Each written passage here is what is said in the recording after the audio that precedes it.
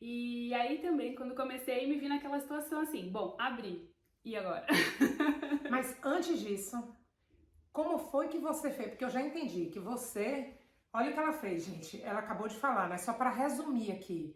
Ela não tinha um networking, ela precisava de pessoas, ela queria se inserir no mercado local, ela ia ter que fazer um investimento, foi o que ela fez, arranjou 2 trabalhos. E ela, com esses 2 trabalhos, ela acabou que conseguiu várias coisas ao mesmo tempo, né? Ela conseguiu juntar um recurso financeiro que ela precisaria para abrir o negócio, ela conseguiu começar a fazer um networking e começar a conhecer gente. Só faltou uma coisa aí, como é que você se capacitou para o negócio em si, para abrir um negócio? Tá.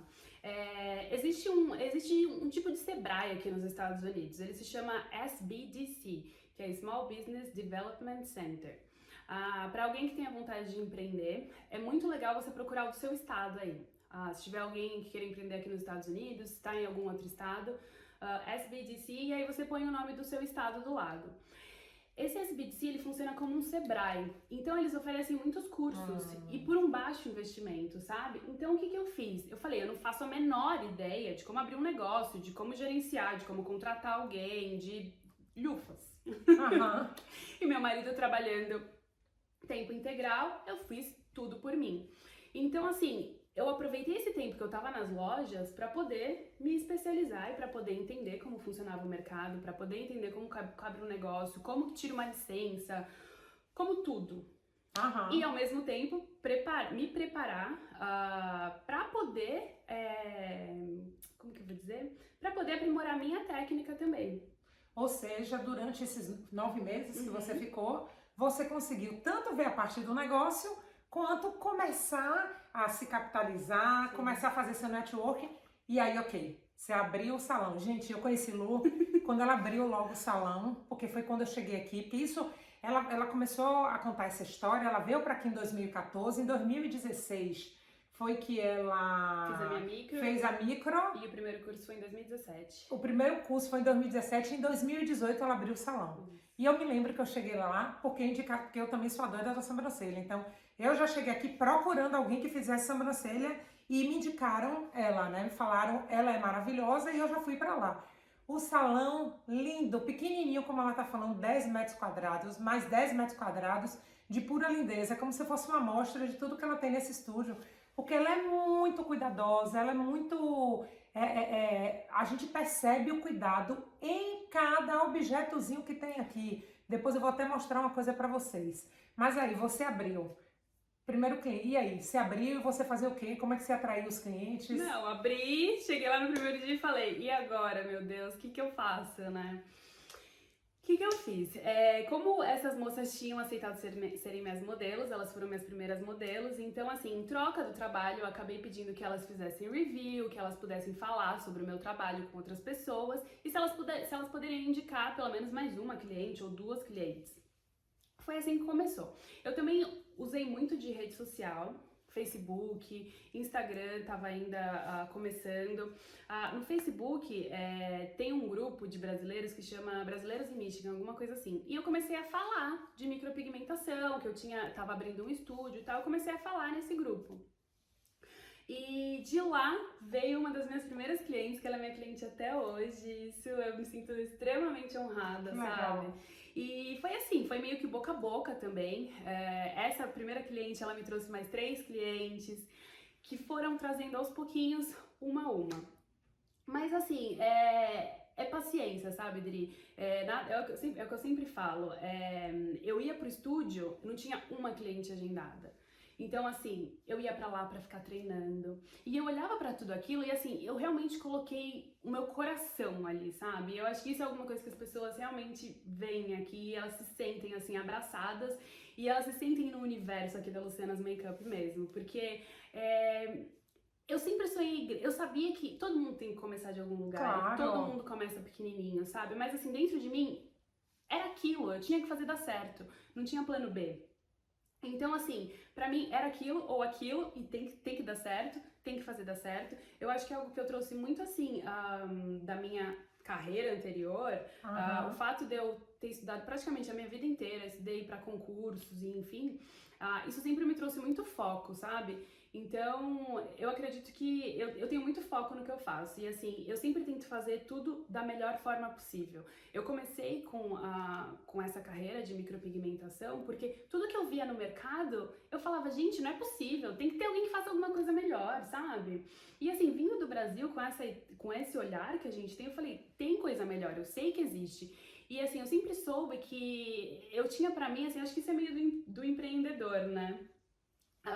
Que eu tinha assim pra mim, se eu aprender a fazer isso, eu vou fazer melhor e eu consigo oferecer mais e melhor, sabe? Não querendo ser melhor do que ninguém, eu acho que a nossa experiência, a gente lida com a gente mesmo o tempo todo, mas eu sempre quis dar o melhor, então eu ia pro estúdio, eu não tinha nada pra fazer, ficava treinando, fazia vídeo do que eu tava treinando, mostrava os cantinhos, mostrava como que eu preparava a sala, começava a falar do que eu tava fazendo e aos poucos veio aparecendo uma aqui, uma ali. Esse lugar que eu trabalhei, que eu alugava a sala de lá, é como se fosse uma espécie de um grande lugar, assim, com vários pequenos estúdios e a maioria voltado para a área da beleza. E foi muito bacana que na época que eu tava começando, tinha algumas outras meninas que estavam começando, cabeleireira, manicure, fotógrafa, e a gente meio que se ajudou também, sabe? Então, assim, tem até uma menina que começou comigo lá, ela foi para um lugar maior logo depois, e ela me manda cliente até hoje. Isso é Não, isso é fantástico. muito bacana, porque como ela não tinha networking,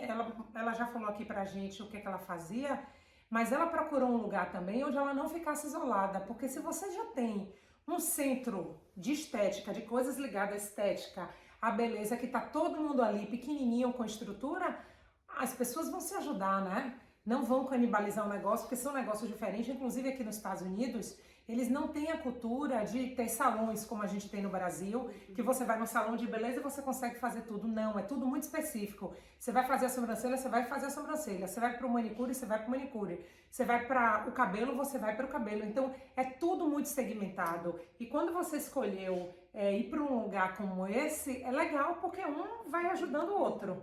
Mas aí eu já posso falar como cliente, tá? Eu cheguei lá a primeira vez, eu fiquei tocada porque eu acho que é uma experiência, o que Luciana oferece pra gente é uma experiência transformadora. E eu tô falando isso não é porque ela tá aqui. Ela está aqui porque eu acho isso, é o contrário. Ela só tá aqui porque eu acho isso. Nós Acho que você veio pelo grupo do Facebook? Não, foi Mariana. Nós nos Mariana. tornamos amigas e hoje a gente tem uma relação bem próxima, mas assim, eu admiro muito o trabalho dela, porque ela realmente é tudo uma experiência, ainda que o espaço era pequenininho, tem a coisa de você perceber o cuidado com o espaço, de perceber as cores, de perceber todos os detalhezinhos, e é um espaço que ela preza muito pela transformação, de a gente entrar lá. E às vezes, assim, tem gente que não tá no dia bom, tem gente que teve algum problema no trabalho ou dentro de casa, mas a gente chega lá, parece que a gente, como a gente chega aqui, parece que a gente que tem uma máquina do tempo que levou a gente para outro lugar, né? Que tem uma musiquinha ambiente, ela até perguntou, né? Que tem uma música, falei não, tem uma musiquinha ambiente, tem um cheiro do lugar, tem frases de inspiração por todos os lugares, tem os espelhos, então assim, e ela tem uma coisa que é dela, que eu falei para ela está sempre encorajando as mulheres, ela está sempre empoderando as mulheres, ela está sempre reforçando a beleza única de cada uma. E isso é fantástico, isso se reflete no seu trabalho, eu já te falei isso 1000 vezes. E não estou rasgando seda, tá? Não tô. Agora, ela falou que ela ficava lá fazendo isso e eu mesma, a primeira vez que eu fui lá, eu falei para ela, Lu, seu preço está muito barato. Eu tinha acabado de vir morar aqui, eu tinha vindo da França para cá, eu já tinha feito micropigmentação na França, eu fui simplesmente fazer o design de sobrancelhas. Eu adorei o espaço, no final, que eu perguntei a ela quanto era, eu falei, seu preço está barato. Você deveria rever isso. Mas você me contou que isso foi uma estratégia, não é isso? Isso. Fala aí pra gente. É engraçado, né, Dri? A gente, quando começa um novo empreendimento ou muda de país, rola também aquela síndrome da impostora, sabe? O meu começo, eu senti que eu demorei muito, sabe? Porque eu não me sentia preparada realmente. E eu vi, assim, meninas que tinham feito o curso comigo já atendendo pra caramba, parecia que o negócio tava virando. E eu ainda não tinha nem começado. Então, assim, eu no meu começo, eu realmente me sentia meio que inferiorizada. sabe? Mas não pelo meu trabalho em si. Mas eu pensava assim, por que que uma americana vai decidir fazer comigo e não com uma outra americana?